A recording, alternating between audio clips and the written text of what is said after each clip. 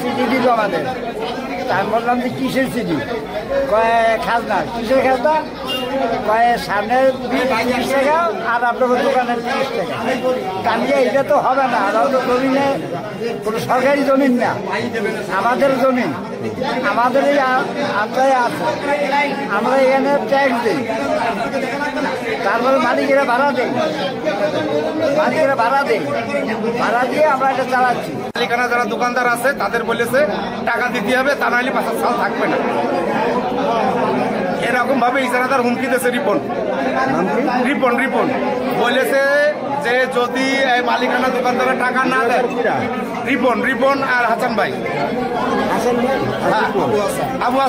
আবু হাসান আর রিপন হুমকি দিয়েছে। হাসান ভাই না, রিপন বলেছে যে এরকম যদি দোকানদাররা টাকা না দেয় তাইলে ওই দোকানদারের 5 সাল থাকবে না। পূর্বে যারা নিছে তারা এরকম খাজনা নিয়নি, মালিকানা জমির উপর থেকে কখনো খাজনা নিয়নি।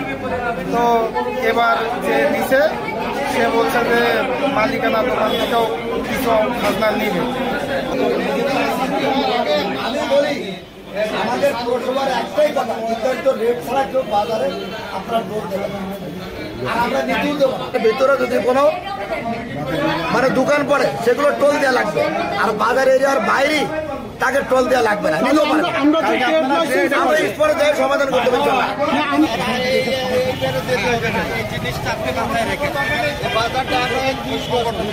এই রিপনটা কিরা ইয়েতে কথা কম